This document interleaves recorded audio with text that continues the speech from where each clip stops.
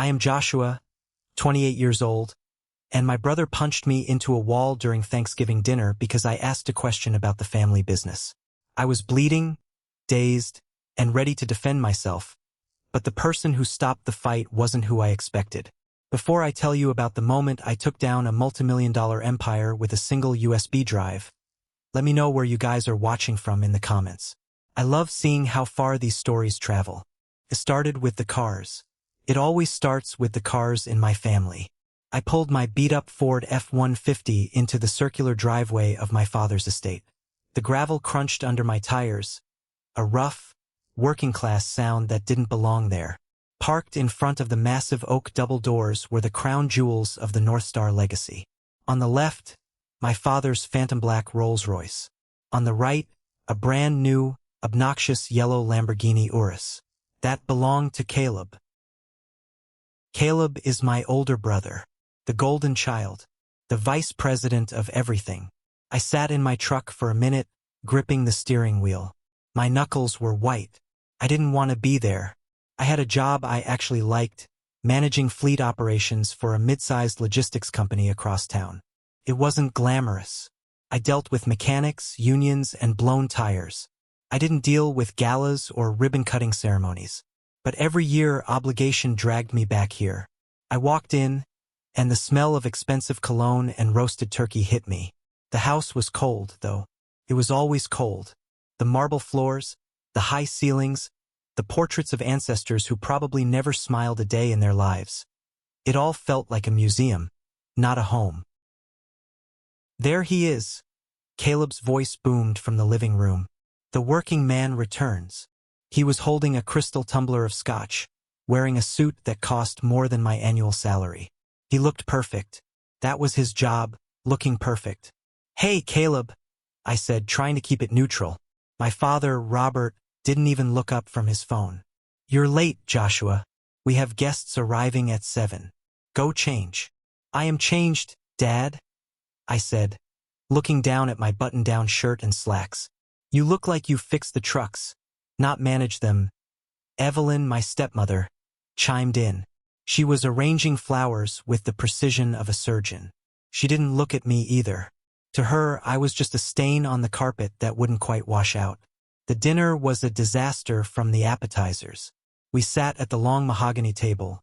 Dad at the head, Evelyn opposite him, Caleb on the right, and me on the left. Sarah, Caleb's wife, sat next to him. She was quiet, too quiet. She kept her head down, cutting her food into tiny, microscopic pieces. Caleb started on his third drink. "So, Josh," he sneered, "still playing with the little trucks? I heard your company lost the Amazon contract." "We didn't lose it," I said, keeping my voice steady. "We renegotiated. Better margins." "Margins?" Caleb laughed. "Cute. You know, Dad and I just closed the acquisition of the Port Authority deal. 50 million on the table. That's real logistics, not whatever it is you do." I looked at my father. "Is that true? The port deal went through." Robert nodded, finally acknowledging my existence. Caleb handled the negotiations perfectly. I knew for a fact that wasn't true. I worked in the industry. The rumors were that North Star had bribed 3 city officials to get that deal. "I heard there were some compliance issues," I said. "Something about the environmental impact reports being falsified?" The room went silent. The clinking of silverware stopped. Caleb's face turned a shade of red that clashed with his tie.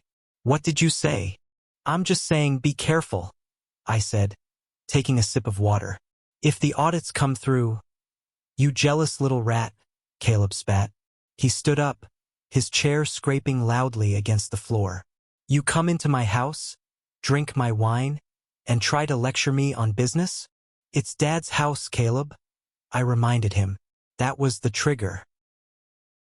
Caleb lunged across the table. He was fast for someone who'd been drinking. He grabbed my collar and yanked me up. I tried to shove him back, but he swung. His fist connected with my jaw, a solid, heavy impact that sent sparks across my vision. I stumbled back, my feet tangling in the rug. I hit the wall hard. Crash. 2 framed photos, one of Caleb graduating Yale, one of the whole family skiing in Aspen, where I was conveniently in the back row. Shattered on the floor. I tasted copper. Blood was trickling from my lip. The adrenaline kicked in. I wasn't the scrawny kid anymore. I was 28. I hauled tires and worked on docks. I clenched my fists, ready to launch myself at him. I was going to break his nose. I deserved to break his nose. Stop! A hand grabbed my shoulder. A strong grip. I turned, expecting to see Dad holding Caleb back. Expecting him to tell his golden boy to calm down. But Robert wasn't holding Caleb. He was holding me. He shoved me back against the wall, pinning my arms. Caleb was standing there, panting, adjusting his cuffs, looking like the victim. Dad, let go, I growled. He punched me. Enough, Robert hissed. His eyes were cold, like steel. Look at what you've done. You've upset your mother. I looked at Evelyn. She was sipping her wine, looking bored. Sarah was trembling, clutching her napkin. He hit me first, I yelled. I don't care, Robert said, his voice dropping to a dangerous whisper. You provoke him. You always have. You come here with your cheap clothes and your petty jealousy, trying to undermine him. Undermine him? He's a drunk and a bully. Robert's grip tightened on my arm. It hurt. Listen to me clearly, Joshua. Caleb is the face of this family. He is the future of Northstar. You touch him, you lay a single finger on him, and you will regret it. Do you understand? I will not let you ruin what we have built. The words hung in the air. He's the face. You will regret it. It wasn't just anger. It was a threat.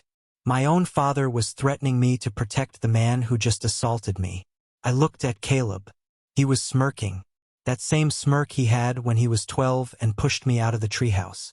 That look that said, I can do anything, and they will love me for it. I looked at Evelyn. Nothing. I looked at Sarah. She looked up for a split second. Her eyes were terrified. She mouthed something I couldn't catch, then looked back down. Get out, Robert said, releasing me with a shove. I wiped the blood from my lip. My hands were shaking, not from fear, but from a rage so pure it felt like it was burning a hole in my stomach. Fine, I said. Enjoy your dinner. I hope the Port Authority deal is worth it. I turned and walked out. I didn't look back. I marched through the heavy oak doors, down the stone steps, and into the cool night air. My truck was there, a beacon of reality in this fantasy world. I got in, slammed the door, and jammed the key into the ignition. I revved the engine, drowning out the silence of the estate. I drove. I didn't know where I was going. I just drove. I made it about 5 miles down the canyon road before I realized I didn't have my wallet. Or my phone. I patted my pockets. Empty. I had left my jacket on the back of the chair in the dining room. Damn it! I slammed my hand on the steering wheel. Couldn't go back. I couldn't face them. But my ID, my credit cards, everything was in there. And I needed gas. I pulled over to the side of the dark road. I took a deep breath. I had to go back. But I wasn't going to walk through the front door. I wasn't going to give Caleb the satisfaction of seeing me return. I turned the truck around. I killed the headlights as I approached the estate, parking a quarter-mile down the road near the service entrance. I knew a way in. I used to sneak out this way when I was a teenager to meet friends. I slipped through a gap in the hedge. The house was lit up like a castle. I could see shadows moving in the dining room. They were still eating. They had probably already forgotten I was there. I crept around the back, towards the patio doors. My plan was simple. Sneak into the mudroom, grab my jacket which I hoped the maid had moved, and leave. But as I passed the library window I heard voices. Raised voices. I crouched low in the bushes. The window was cracked open a few inches to let out cigar smoke. Careless Robert. He's asking questions. It was Evelyn. Her voice wasn't bored anymore. It was sharp. He knows nothing, Robert's voice replied. He's a mechanic. He doesn't understand corporate structure. He asked about the shares, Evelyn said. If he digs into the trust, if he finds out about Maria, my heart stopped. Maria. Maria was my mother. My biological mother. She died when I was 2. Car accident. That's what I was always told. Dad married Evelyn a year later.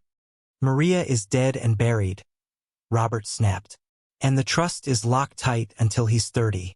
By then, I'll have moved the assets to the offshore accounts. He'll get a stipend, nothing more. The company belongs to Caleb. And what if he finds the box?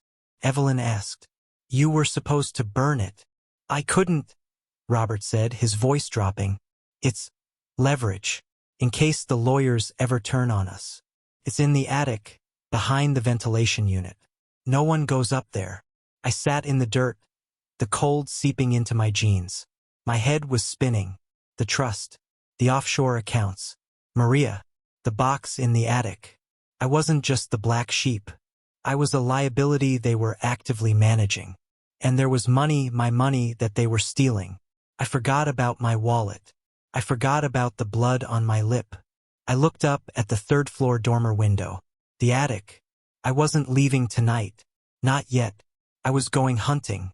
The trellis on the north side of the house was covered in ivy, thicker than it had been when I was 16. I tested my weight on the bottom rung. It held. My heart was hammering against my ribs like a trapped bird. This was insane. I was breaking into my own father's house. But after what I just heard about the trust, about Maria, about the lies, I felt like a stranger infiltrating enemy territory. I climbed. The wood groaned softly, but the wind through the canyon masked the sound. I reached the 3rd floor balcony, the one attached to the old guest suite nobody used. The door was locked, but I knew the trick. Lift the handle, shimmy it to the left. Click. I slipped inside. The air was stale, smelling of dust and mothballs. I moved through the dark hallway, guided by memory and the moonlight filtering through the windows. The house was quiet now. The dinner must be over. I reached the pull-down ladder for the attic. This was the risky part. It was squeaky. I waited for the rumble of the central heating to kick on, masking the noise as I pulled the cord. The attic was a cavern of shadows. Old furniture draped in white sheets looked like ghosts standing in judgment. I used the flashlight on my watch, a small tactical thing I used for inspections. Behind the ventilation unit. That's what Dad said. I crawled over boxes of Christmas decorations and old tax returns. The ventilation unit was a massive silver beast in the corner. I squeezed behind it. There it was. A metal lockbox. Not dusty. Someone had touched this recently. I dragged it out. It was locked, obviously. But I looked around. Dad was a creature of habit. He hid keys in magnetic boxes. I felt along the metal beam above me. Bingo! A small magnetic key hider. My hands were shaking as I fit the small key into the lock. Inside were papers. Stacks of them. The first thing I saw was a birth certificate. Joshua David Morgan. Mother, Maria Elena Santos. Father, Robert Morgan. But underneath it was a document titled Custody Relinquishment and Non-Disclosure Agreement. I frowned, angling the light. It was dated 26 years ago. I, Maria Santos, agree to relinquish full physical and legal custody of Joshua Morgan in exchange for. The sum was blanked out, but there was a signature. It was shaky, erratic. I dug deeper. There was a leather-bound journal. The cover was worn. I opened it. The handwriting was elegant but hurried. September 12, 1998. He says he will take him. He says I am unfit because I don't have his money. He has lawyers who can prove black is white. They told me if I don't sign, they will plant drugs in my apartment. They will make sure I go to jail and never see Josh again. I have to sign. It's the only way to keep him safe. October 4th, 1998. I signed. I feel like I have died. He is taking my baby. He promises Josh will have a better life. A wealthy life. But I know Robert. He doesn't want a son, he wants an heir. And since he already has Caleb, he just wants to erase his mistake. Tears blurred my vision. She didn't die in a car crash when I was 2. She was forced out. She was blackmailed. I flipped to the end. November 1999. I am sick. The stress, the grief. The doctor says it's my heart. I'm sending this diary to Mrs. Higgins at the elementary school. She was the only one who was kind to me. If anything happens to me, I want Josh to know. I loved him. I never wanted to leave. Mrs. Higgins, my kindergarten teacher. Why was this diary here? Had Dad intercepted it? At the bottom of the box, I found something else. A thick file labeled Trust Fund. Joshua D. Morgan. I skimmed the legal jargon. It was established by my grandfather, Robert's father. He knew about me. He knew I was the illegitimate son, and he apparently didn't trust Robert. He had left 40% of the company voting shares to me, to be released upon my 30th birthday, or... I squinted at the fine print. Or in the event of gross misconduct by the current trustee, Robert Morgan. My blood ran cold. I wasn't just a mechanic. I was the majority shareholder in waiting. Dad and Caleb owned 30% each. If I claimed my 40%, I could outvote either of them. If I allied with the board, I could control the whole damn thing. That's why they treated me like dirt. That's why they wanted me to feel small, worthless, and unconnected to the family. They needed me to stay away so they could siphon the assets before I turned 30. I took the birth certificate, the diary, and the trust documents. I shoved them down my shirt. Then I saw a USB drive taped to the inside lid of the box. I peeled it off and pocketed it. I was about to close the box when I heard a noise. Footsteps. Directly below me. I froze. I can't do this anymore, Robert. A voice sobbed. It was Sarah. I crept to the attic hatch, which I had left slightly ajar. Light spilled up from the hallway below. You will do it. Robert's voice was low, threatening. You enjoy the lifestyle, don't you? The cars, the private schools for Lily? If you leave Caleb, you leave with nothing. The prenup is ironclad, and I will sue for full custody of Lily.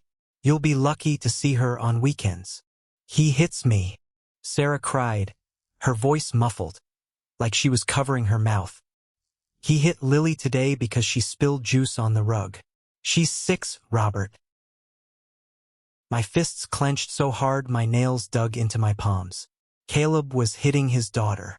Discipline is necessary, Robert said coldly. Caleb is under a lot of pressure. He's the face of this family. You need to support him, not provoke him. Support him? Sarah sounded hysterical. He's a monster. He is a Morgan, Robert snapped. And so are you. Now wash your face. Put on some concealer. We have guests downstairs who want to meet the happy couple. I heard a door slam, then silence. I lay there on the dusty floorboards, my entire body vibrating with rage. They were trapping her just like they trapped my mother. Threatening to take the child. Using money as a weapon. Couldn't just leave. I needed to get out, yes, but I needed a plan. I waited another hour until the house was completely silent. I climbed back down the trellis, the documents crinkling against my chest. When I got back to my truck, I didn't drive home. I drove to a 24-hour diner on the edge of town. I ordered black coffee and sat in the back booth. I pulled out the USB drive. I didn't have my laptop, but I knew who did. I called Marcus. Marcus was my college roommate, a guy who worked in cybersecurity for a bank. It was 2 a.m. Josh, he answered, groggy. Dude, it's late. I need you, I said. I have a USB drive. And I have a war to start. Where are you? The diner on 4th. Bring your rig. Marcus arrived 20 minutes later, wearing pajama pants and a hoodie. He took one look at my split lip and the dried blood on my shirt. Who hit you? Caleb? Yeah, I said. But that doesn't matter. Plug this in. He opened his laptop and inserted the drive. His fingers flew across the keyboard. It's encrypted. AES 256. Standard corporate stuff. Give me 10 minutes. I sipped my coffee, watching the progress bar. Got it, Marcus said. Whoa. What is it? It's an archive, Marcus whispered. Emails, HR reports, settlements. He turned the screen toward me. Subject: harassment complaint, Assistant J. Doe. From HR Director to Robert Morgan. Robert, the girl is asking for $50,000 to stay quiet. Caleb admits he cornered her in the elevator. If this gets out, the IPO is dead. I recommend we pay. Reply from Robert: pay her. Then fire her for performance issues 3 months later. Make sure she signs the NDA. There were dozens of them. Caleb wasn't just a bully at home. He was a predator at work. And Dad was the cleaner. This is it, Marcus said. This is nuclear. It's not enough, I said, staring at the screen. They have lawyers. They'll say the emails are faked. They'll bury this in court for years. So what do you need? I need a witness, I said. I need someone they can't buy. I thought about Sarah, the fear in her eyes. He hit Lily. And I thought about Mrs. Higgins. The diary said she knew the truth about my mother. I need to make a call, I said. Now? No, I said, checking my watch. First thing in the morning. But first, I need to send a message. I pulled out my phone, which I had retrieved from my jacket before escaping, and found Sarah's number. We hadn't spoken in years, not really. Just polite nods at holidays. Sarah, it's Josh. I heard everything tonight. I know about Lily. Don't delete this. I can help. Meet me at the old park by the river tomorrow at 9 a.m. Come alone. I hit send. I sat back. The war had begun. I wasn't just fighting for my inheritance anymore. I was fighting for Maria, for Sarah, for Lily, and for the kid I used to be, the one who thought he deserved the bruises. The park by the river was deserted on a Tuesday morning, shrouded in a gray mist that felt appropriate for the clandestine nature of my meeting. I sat on a damp bench, watching the water churn. My jaw ached where Caleb had punched me, a throbbing reminder of why I was here. At 9:05 a.m., a black Porsche Cayenne pulled into the lot. Sarah. She didn't get out immediately. She sat there for a long time. I could see her checking her mirrors, looking for tails. She was living in a war zone, I realized. Every move was calculated. Finally, the door opened. She wore a trench coat and large designer sunglasses, despite the overcast sky. She walked toward me, her heels clicking on the pavement. Josh, she said, her voice tight. She didn't sit down. She stood ready to run. Thank you for coming, I said. You shouldn't have texted me, she whispered, looking around. Robert monitors the data plans. If he sees. I used an encrypted app, I lied, though I planned to install one on her phone immediately. Sarah, take off the glasses. No, please. She hesitated, her hand trembling as she reached up. She slid the glasses off. I inhaled sharply. Her left eye was swollen shut, a grotesque shade of purple and yellow. Caleb? I asked, though I knew the answer. She nodded, tears welling up in her good eye. He didn't like the way I looked at the waiter last night. Said I was flirting. And Lily? I asked gently. Sarah crumpled. She sat down on the bench, burying her face in her hands. He pushed her. She fell. She has a bruise on her arm. She's terrified of him, Josh. She wets the bed every time she hears his car in the driveway. We're going to stop him, I said. I promise you. She laughed, a bitter, broken sound. How? He's untouchable. You know Robert. He owns the police chief. He owns the judges. I went to a divorce lawyer last year. 2 days later, Robert called me into his office and played a recording of my meeting with the lawyer. He has eyes everywhere. He doesn't have this, I said, tapping the pocket where the USB drive was. I found his stash, Sarah. The HR cover-ups. The payoffs. It won't stick, she said hopelessly. It's just paper. It's a start. But I need more. I need the room. What room? The study, where Robert keeps the physical files, or wherever he records those meetings. Sarah wiped her eyes. She looked at me, really looked at me, for the first time. You're different today, Josh. You usually just take it. I'm done taking it, I said. I found my birth certificate, Sarah, and a trust fund. I own 40% of the company. Her eyes widened. The rumors were true. You knew. Caleb jokes about it when he's drunk. Says he's spending the bastard's money before the bastard figures it out.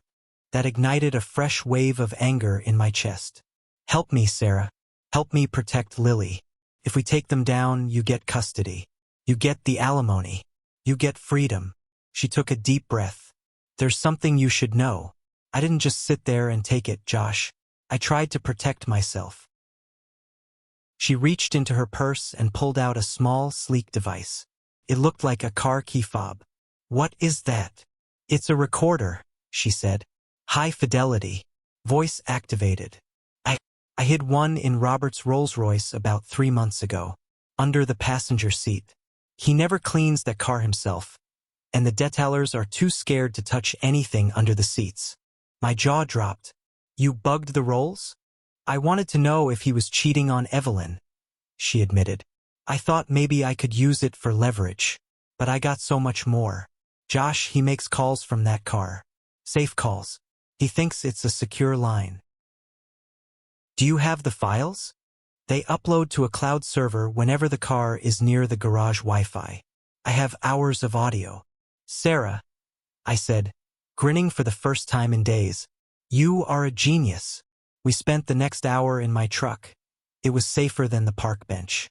Sarah logged into a hidden cloud account on her phone. We listened. Audio file, October 14th. Robert's voice. Listen to me, Julian. The audit is coming. Shift the debt to the subsidiary. Yes, the one Josh manages. If it goes under, we blame his incompetence. Kills 2 birds with 1 stone. We wash the debt, and we discredit him so the board never accepts him. I felt sick. He wasn't just stealing from me. He was setting me up to take the fall for corporate fraud. Audio file, November 1st. Caleb's voice. Dad, that girl from accounting is calling again. Robert. I told you to handle it. Caleb. I did. I threatened her visa, but she says she has texts. Robert. Bring her to the office on Saturday. I'll have Miller arrest her for corporate espionage. We'll plant the files on her laptop. My God, I whispered. They frame people. This is our ammunition, Sarah said. But what do we do with it? If we go to the police, Miller will just bury it. We don't go to the police, I said. Not yet. We go to the public. We go to the people who give them their power. The gala, Sarah realized. The Business Leader of the Year gala, I confirmed. Saturday night. Caleb is accepting the award. The whole board will be there. The press. The investors. Robert is controlling the AV booth, Sarah said. He's paranoid about technical glitches. I can handle the tech, I said, thinking of Marcus. But I need you to get me something else. I need the original copy of my mother's surrender form. The one in the attic. I need to prove coercion. I can get it, she said. Caleb is going to a bachelor party tonight. Robert and Evelyn have a charity dinner. The house will be empty. Be careful, I warned. If they catch you. I'm doing this for Lily, she said, her voice finding a new steeliness. I'm not afraid anymore, Josh. I'm just angry. I watched her drive away. I felt a strange sense of pride. They had pushed us into corners, made us feel weak. But they forgot that cornered animals are the most dangerous. I drove straight to Marcus's apartment. He was already awake, surrounded by energy drink cans. You look terrible, he greeted me. I have audio, I said, tossing my phone on his desk. Hours of it. Robert admitting to fraud, bribery, and framing employees. Marcus's eyes lit up. Christmas came early. We need to splice this, I said. Make a highlight reel. Video from the USB, audio from the car. We're gonna make a movie, Marcus. A horror movie. For the gala? Marcus grinned. I can get into the hotel system. It's a generic Wi-Fi setup. But the projector is usually hardwired. We need physical access to the control room. I know someone, I said. Chloe. Chloe was a girl I went to high school with. She worked for the event planning company that handled all of Northstar's events. We had dated briefly in our senior year before Dad forced me to break it up because she was blue-collar. I called her. She was hesitant. Josh, I could lose my job, she said. Chloe, these people are criminals. They're abusing women. They're framing innocent employees. I'm not asking you to do anything illegal. Just leave a door unlocked. Look the other way for 5 minutes. There was a long silence. Is it true about Caleb? She asked quietly. The rumors about how he treats women? It's worse, I said. I have proof. Okay, she said. The technical director takes a smoke break at 7:45 p.m., right before the speeches start. I'll make sure the side door is propped. Thank you, Chloe. Just make sure he gets what he deserves, she said. I hung up. The pieces were falling into place. But there was one loose end, the emotional core, the legal proof that the family foundation was built on a lie. I needed to see Mrs. Higgins. Mrs. Higgins lived in a small, sun-bleached bungalow on the south side of town. It was a humble place, surrounded by rose bushes that had seen better days. She had been my kindergarten teacher, a warm, grandmotherly figure who used to give me extra crackers when I didn't bring a lunch, which happened often, despite my family's wealth. Evelyn often forgot to pack one. I knocked on the door. Took a while, but eventually it opened. Mrs. Higgins looked older, frilier, relying on a cane. But her eyes were sharp. Joshua? She squinted. Joshua Morgan? Hi, Mrs. Higgins, I said. Can I come in? She ushered me into her living room, which smelled of lavender and old paper. She made me tea, her hands shaking slightly. I haven't seen you since you were a boy, she said. You look like her. You have Maria's eyes. The mention of my mother made my throat tight. You knew her? We were friends, she said softly. She volunteered at the library. She was so terrified, Joshua. Terrified of your father. I found the diary, I said. I pulled the worn leather book from my jacket. Mrs. Higgins gasped. She reached out and touched the cover like it was a holy relic. I thought Robert destroyed this. I gave it to him. I had to. Why? He threatened my pension, she whispered, looking down. He was on the school board. He said if I didn't give him the lies Maria wrote, he would ensure I was fired and blacklisted. I was alone, Joshua. My husband had just passed. I needed the job. She started to cry. I failed her. And I failed you. You didn't fail me, I said, reaching across the table to hold her hand. You were the only one who was nice to me. I remember. You used to read to me when the other kids were at recess.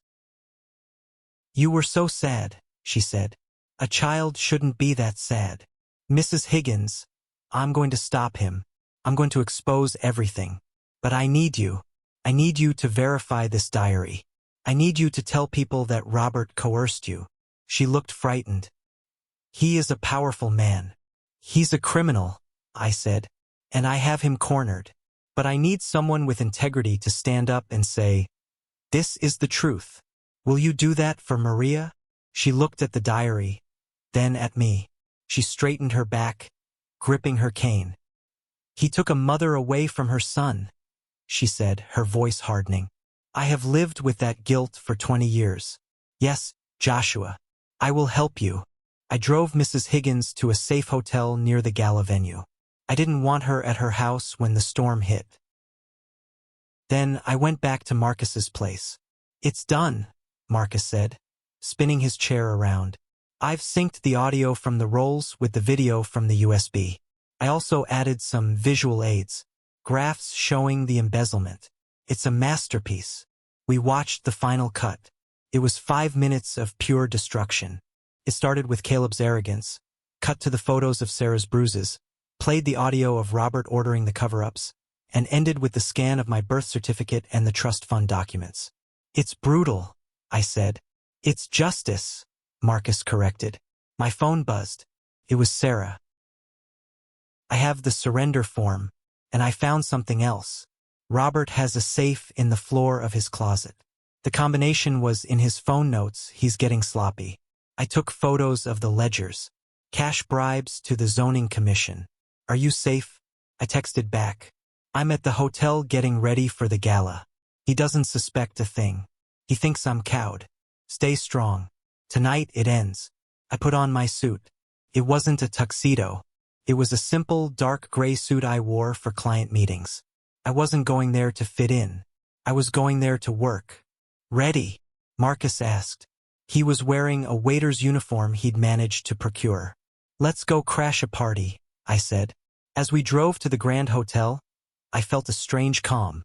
For years, I had been afraid of my father. Afraid of his voice, his disapproval, his power. But now, realizing that his power was built on terrified women and falsified documents, he didn't look like a giant anymore. He looked like a small, pathetic man standing on a house of cards. And I was the wind. The grand ballroom was a sea of black ties and sequins. Crystal chandeliers dripped light onto the elite of the city. I stood in the shadows of the mezzanine, watching them. There was Robert shaking hands with the mayor. He looked regal, the picture of the benevolent patriarch. Evelyn was by his side, smiling that frozen, plastic smile. And there was Caleb. He was at the center table, laughing loudly, holding court. Sarah sat next to him, looking pale but composed. She wore high-neck lace to cover the bruises on her neck, and heavy makeup on her eye. Status, I whispered into my earpiece. I'm in the server room, Marcus's voice crackled. Chloe got me in. I'm patching into the main projector feed now. Wait for the signal. The lights dimmed. A spotlight hit the stage. Ladies and gentlemen, the MC announced, please welcome the recipient of this year's Leadership and Family Values Award, Mr. Caleb Morgan. Applause thundered. It made my stomach turn. Family values. The irony was suffocating. Caleb walked up the stairs, waving. He adjusted the microphone. Thank you, he said, oozing charm. This award means the world to me. You know, my father always taught me that a business is only as strong as the family behind it. I signaled Marcus. Not yet. Let him dig the hole deeper. We Morgans believe in integrity, Caleb continued. We believe in protecting those who can't protect themselves. My wife, Sarah. He gestured to her. She didn't smile. She is my rock. And our daughter, Lily, she is the reason I work so hard. To build a future she can be proud of. Now, I whispered. On the massive screen behind Caleb, the logo of Northstar Logistics flickered. Static cut across the image. The audience murmured. Caleb looked back, confused. Looks like we have a technical glitch. Then the audio blasted through the concert-grade speakers. She's 6, Robert. He hits her. It was Sarah's voice, clear as day. The room went deadly silent. Caleb froze. Discipline is necessary, Robert's voice boomed. Caleb is the face of this family. You need to support him. Gasps rippled through the crowd. Robert stood up at his table, his face draining of color. He motioned frantically to the tech booth. Cut it. Cut the feed. But Marcus had locked them out. The screen changed. It wasn't a logo anymore. It was a video. Grainy footage from a home security camera Sarah had accessed. It showed Caleb throwing a vase at Sarah, screaming obscenities. It showed him shoving her into a wall. Turn it off, Caleb screamed, his voice cracking. This is fake. This is AI. Then the image shifted to a document. HR internal memo. Sexual harassment settlement. Pay her. Robert's recorded voice played over the image. Then fire her for performance issues. The mayor stepped away from Robert like he was radioactive. I walked out of the shadows. I descended the main staircase, slow and deliberate. The spotlight, confusingly looking for a target, swung around and caught me. Joshua, Robert whispered.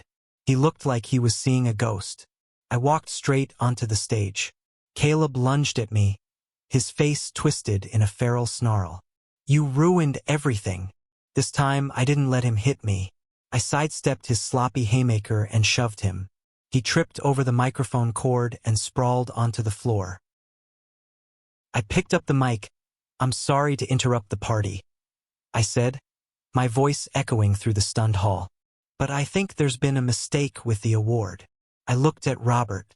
He was gripping the back of his chair, shaking. "My name is Joshua Morgan," I said to the crowd.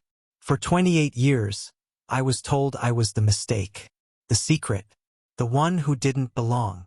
The screen behind me flashed the birth certificate. "Mother, Maria Santos." "This is my mother," I said. "She didn't abandon me. She was blackmailed into giving me up by that man." I pointed at Robert. "And that trust fund you see on the screen? That establishes me as the owner of 40% of Northstar Logistics." I turned to the board members sitting at table 1.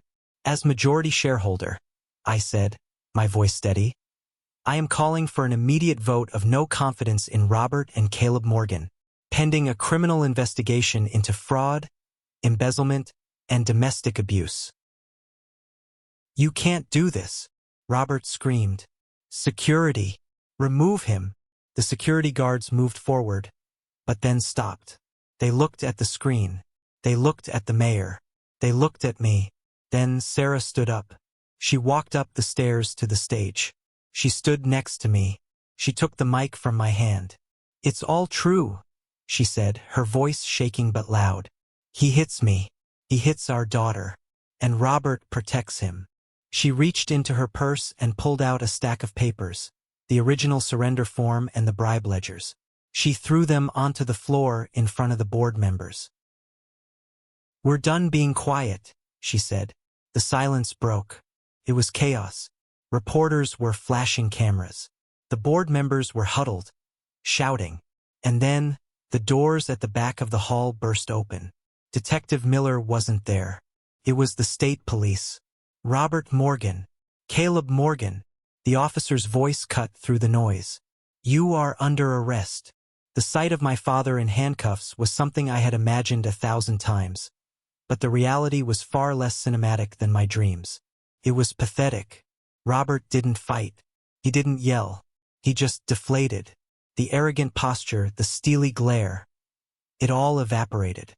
He looked like an old, tired man in a tuxedo that suddenly seemed too big for him. Caleb, on the other hand, was screaming.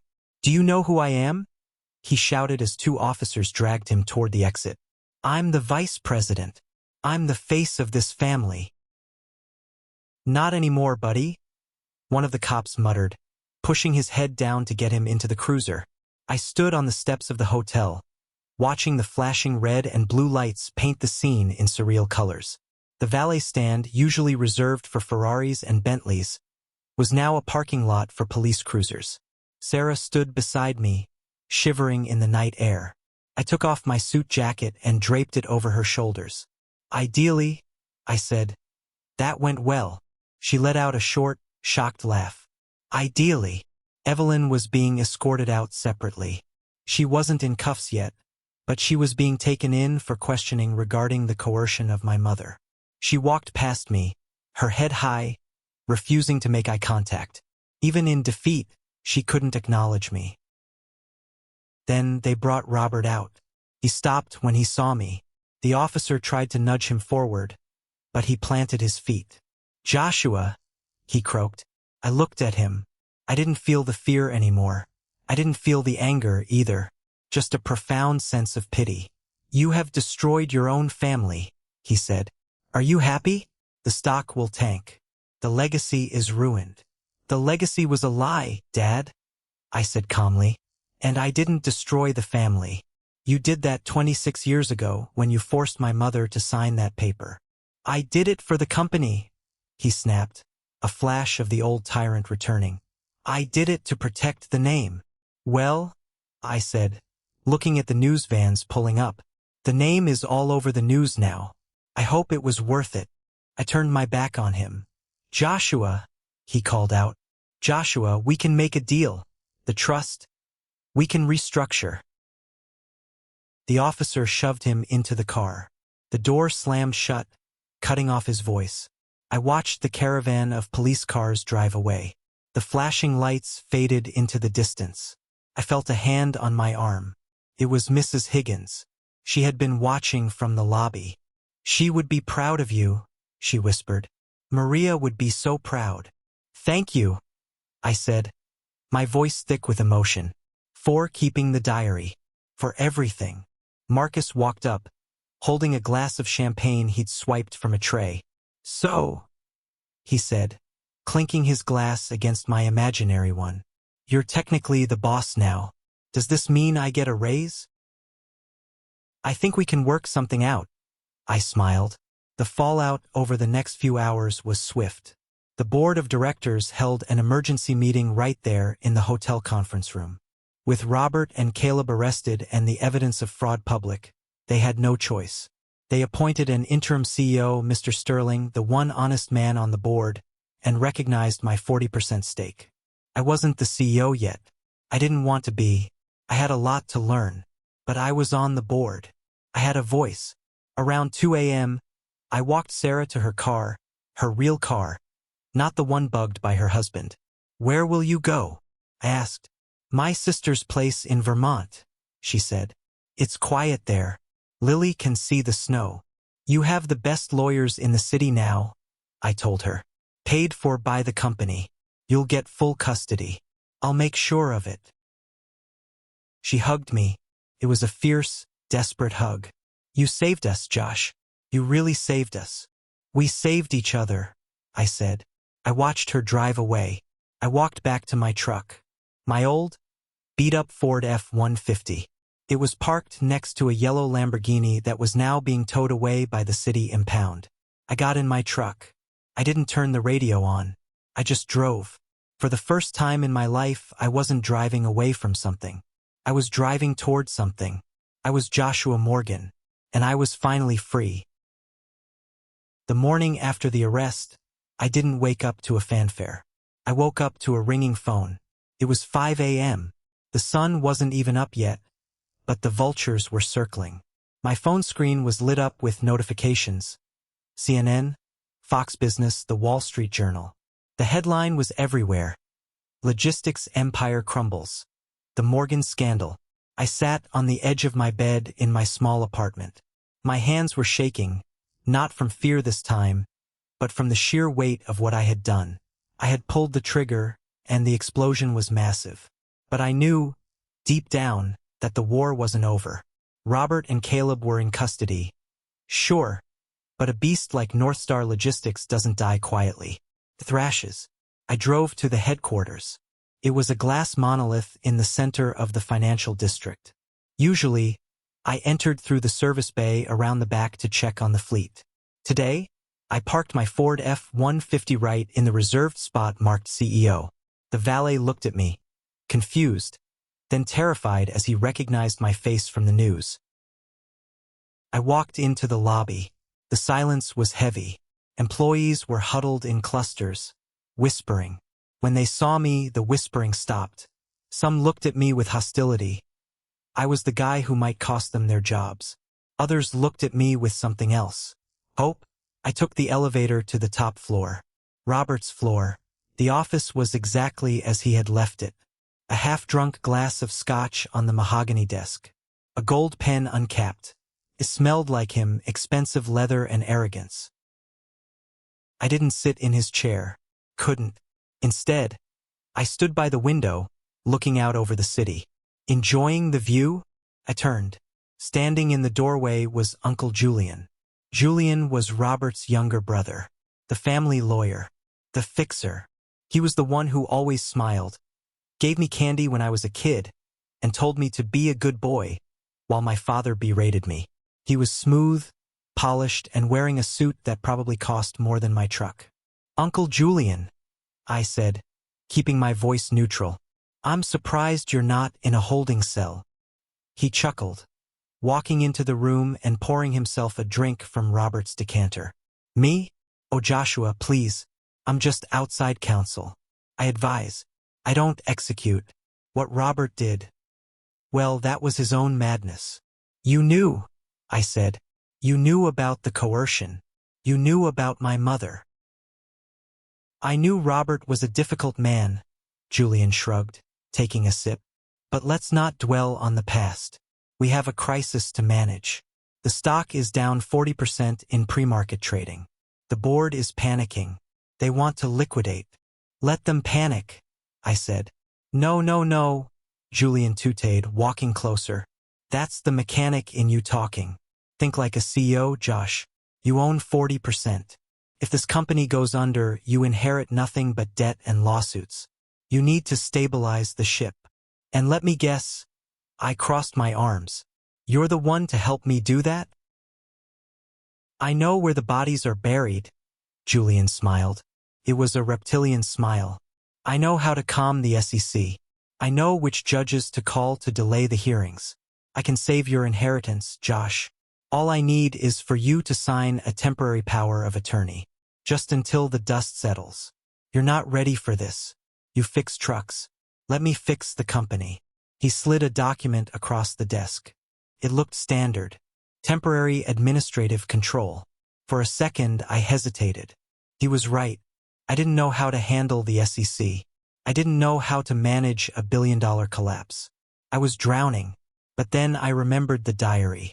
The entry from November. He says he will take him. I looked at Julian. You were there that night, weren't you? What night? The night my mother signed the papers. In 1998. Julian's smile faltered for a fraction of a second. I might have been present to notarize. It was a standard procedure. Standard procedure, I repeated. I didn't sign the paper. I picked it up and ripped it in half. I'm not Robert, I said. And I'm not the scared little kid you used to manipulate. You're fired, Julian. Julian's face hardened. The mask dropped. You can't fire me. I'm a partner in the firm. And without me, this company is dead in a week. You think you've won? You've just cut the head off a hydra. You have no idea what's coming. Get out, I said. He set his glass down. You'll come crawling back, Joshua. And when you do, the price will be double. He stormed out. I was shaking again. I sat down on the leather sofa, burying my face in my hands. He was right about one thing. I was in over my head. But I wasn't alone. I called Mr. Sterling, the interim CEO. We need a forensic audit, I told him. Not just of the company, of Julian, of the law firm, everything. That will take months, Joshua, Sterling said, his voice weary. And it will cost millions we don't have. I don't care, I said. I want to know everything. And Sterling? I want to rehire someone. Who? Everyone who was fired for speaking up. The HR assistant. The warehouse manager in Jersey. Everyone Robert silenced. Bring them back. The next few weeks were a blur of lawyers, depositions, and angry shareholders. I barely slept. I lived on coffee and adrenaline. But the real battle wasn't in the boardroom. It was in the courtroom. I went to the arraignment hearing. I had to see them. Robert and Caleb were brought in wearing orange jumpsuits. The sight was jarring. Caleb looked like he hadn't slept in days. His hair was messy, his eyes wild. He kept scanning the room looking for... What? An escape? A fan club? Robert looked older. He shuffled. When he saw me in the front row, he didn't look away. He stared at me with a hatred so pure it felt like physical heat. The prosecutor read the charges. Fraud, embezzlement, assault, coercion. The list went on for 20 minutes. Then the judge asked for a plea. Not guilty, Robert said, his voice rasping. Not guilty, Caleb echoed. I let out a breath I didn't know I was holding. They were going to fight. Of course they were. But then the twist happened. The one I didn't see coming, but should have. During the break, I saw Caleb's public defender arguing with Robert's high-priced attorney. There was pointing, shouting. Later that afternoon, the news broke. Caleb Morgan seeks plea deal. Offers testimony against father. I sat in my truck outside the courthouse and laughed. I laughed until I cried. The golden child. The face of the family. The moment the pressure got real, he cracked. He was throwing Robert to the wolves to save his own skin. It was poetic. It was tragic. But Julian was still a problem. He was making rounds on talk shows, painting me as the unstable, illegitimate son who had a vendetta against his successful family. He was spinning the narrative, trying to tank the stock price so his partners could buy it back cheap. He was good. Too good. I needed to stop him. I went back to Sarah. She was staying at a rental house in Vermont, just like she said. I drove up there on a rainy Saturday. The house was small, tucked away in the woods. When I pulled up, I saw Lily in the front yard. She was wearing rain boots and jumping in puddles. She wasn't looking over her shoulder. She was just being a kid. Sarah came out to the porch. She looked different. The bruises were fading, turning a dull yellow. She wasn't wearing makeup. She looked tired, but her eyes were clear. "Josh," she hugged me. "You look like hell." "Thanks," I smiled weakly. "I feel like it." We sat in her kitchen drinking tea. I told her about Julian, about the media campaign, about how he was trying to destroy what was left of the company. "He's protecting himself," Sarah said. "He knows if Robert goes down completely, he's next." "I need something on him, Sarah. I know Robert and Caleb are done, but Julian is the one who built the labyrinth. If he stays free, he'll never stop coming after us." Sarah went to a drawer and pulled out a small velvet pouch. Inside was a flash drive. Another one. "I didn't give you everything," she admitted. "I was scared. Julian scared me more than Robert sometimes. Robert is a bully. Julian is a snake." "What is this?" "It's a recording from the car. 2 years ago. It was right after I had my miscarriage." Her voice trembled. "Robert blamed me, said I was weak. But Julian was in the car with him." She plugged the drive into her laptop. "Audio playback, Julian. The medical records are taken care of, Robert. Dr. Evans changed the date. As far as the insurance is concerned, it was a pre-existing condition. You won't have to pay out the medical leave. Robert." "Good. And the other matter, Julian." "The trust?" I forged the signature on the amendment. "Joshua can't touch the principal until he's 45. By then, the shell company in the Caymans will have drained it. It's untraceable." "Robert, you're a magician, Julian." "Julian, I'm not a magician. I'm a lawyer. Just make sure the wire transfer hits my account by Friday." My blood ran cold. He had forged the amendment to my trust. He wasn't just an accomplice. He was the architect of the theft. "This is it," I whispered. "This proves he forged documents. This proves he stole." "Take him down, Josh," Sarah said, her eyes fierce. "For all of us." I drove back to the city that night. I didn't go to the media. I went straight to Detective Miller, former Detective Miller. He had resigned in disgrace but was cooperating with the state police to reduce his sentence. I went to the state prosecutor, a sharp woman named Ms. Vance. I played the tape. Ms. Vance listened, her face unreadable. When it finished, she leaned back. "This is wire fraud, forgery, conspiracy, and since the wire transfer crossed state lines, it's federal. Can you get him?" "Mr. Morgan," she smiled. A shark-like smile that I finally appreciated. "I can get him before breakfast." The next morning, Julian was live on a morning talk show, explaining how tragic it was that the family business was being ruined by an inexperienced mechanic. Mid-interview, the camera caught movement in the wings. Federal agents walked onto the set. I watched from my office TV as they cuffed Julian on live television. The look on his face, pure, unadulterated shock, was better than any award. With Julian gone, the resistance crumbled. The board members who had sided with him resigned en masse. I was left with a broken company, a hollowed-out building, and 1,000 employees looking to me for answers. I called a town hall meeting, not in the boardroom but in the main warehouse. I stood on a pallet of tires, wearing my work boots and jeans. I looked out at the mechanics, the drivers, the logistics coordinators. These were my people. "My name is Joshua," I said into the megaphone. "I'm not a genius. I'm not a business leader of the year. I'm the guy who knows that if you don't change the oil, The engine blows. There was a ripple of laughter. This company has been run on fear for too long, I continued. That ends today. We are going to rebuild. It's going to be hard. We're going to lose contracts. We're going to have to work double shifts. But we're going to do it honestly. No more bribes. No more cover-ups. If you have a problem, you come to me. My door is open. Literally. I took the door off the hinges this morning. Applause started. Slow at first, then building. It wasn't polite applause like at the gala. It was real. It was loud. We rebranded. North Star Logistics was dead. We became Phoenix Fleet Services. A bit cliché? Maybe. But it fit.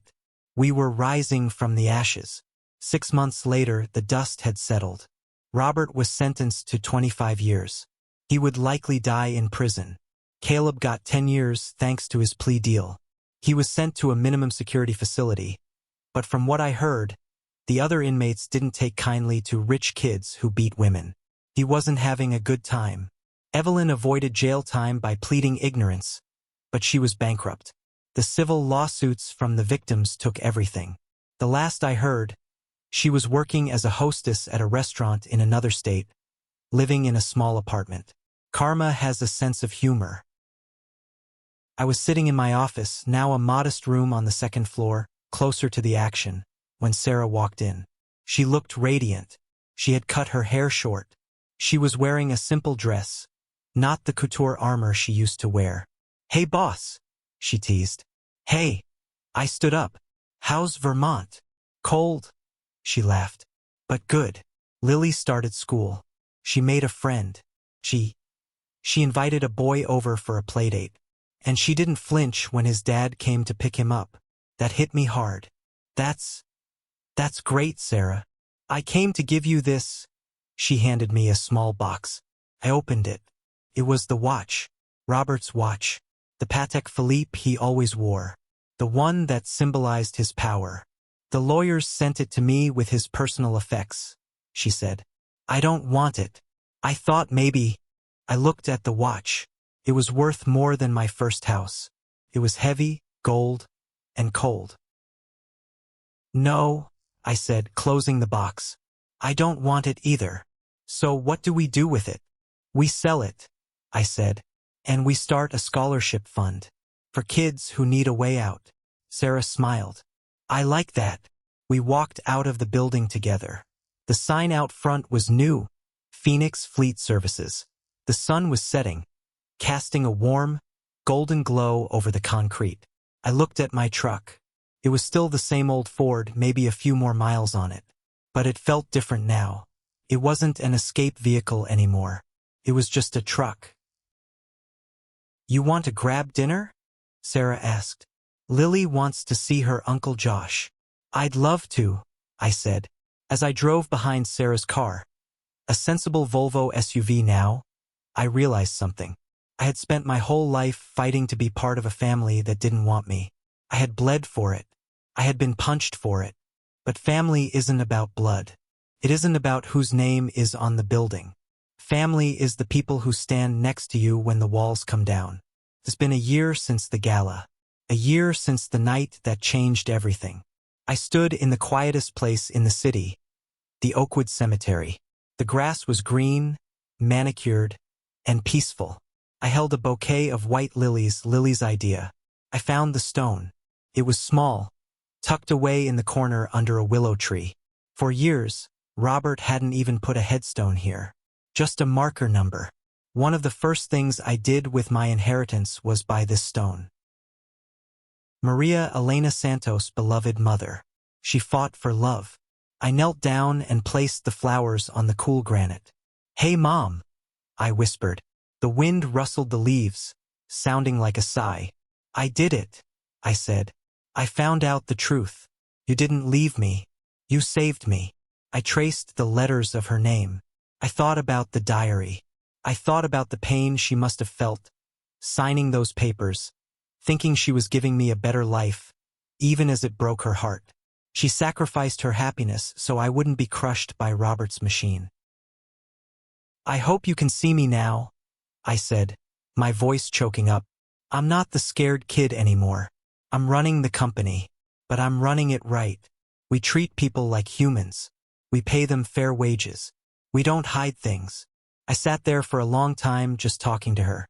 I told her about Sarah, about Lily, about how Mrs. Higgins comes to the office every Tuesday to have lunch with me.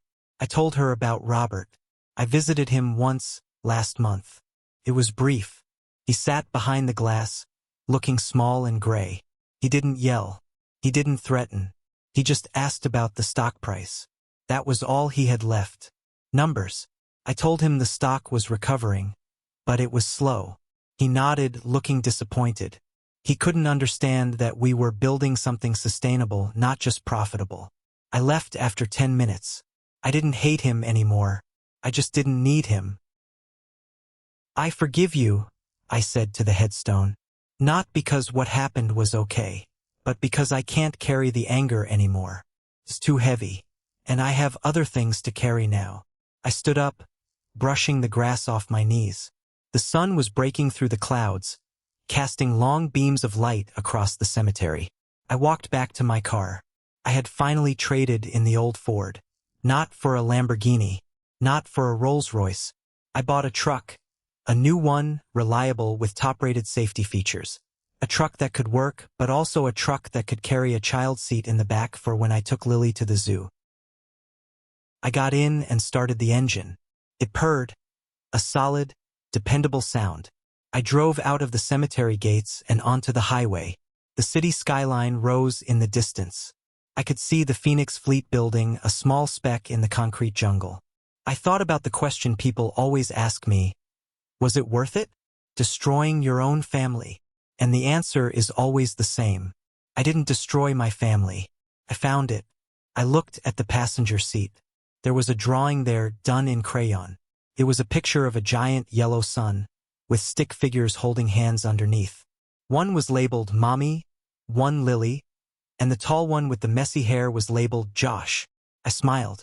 I rolled down the window, letting the wind hit my face. Felt fresh. Felt clean. I merged onto the freeway, heading toward Sarah's house for Sunday dinner. The road ahead was long, and there would be potholes. There would be traffic. There would be breakdowns. But for the first time in my life, I was in the driver's seat, and I knew exactly where I was going.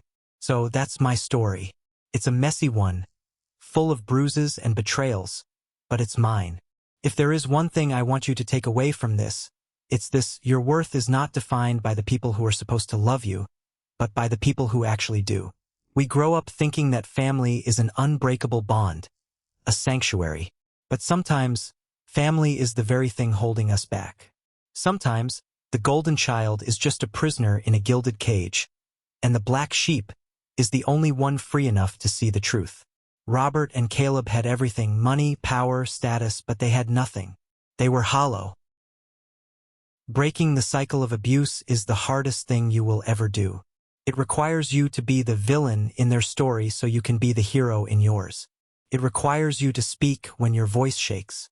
It requires you to walk away from the table when respect isn't being served. But I promise you, the peace you find on the other side is worth every struggle. Now, I want to hear from you. Have you ever had to stand up to a family member to protect your own peace? Or maybe you've been the black sheep who realized it was actually a badge of honor. Let me know in the comments. Drop a good if you think I did the right thing, or tell me what you would have done differently. I read every single comment because you guys, you strangers on the internet who listen to my story, you're part of my circle now too. Stay strong, drive safe, and never let anyone punch you into a wall and tell you it's your fault.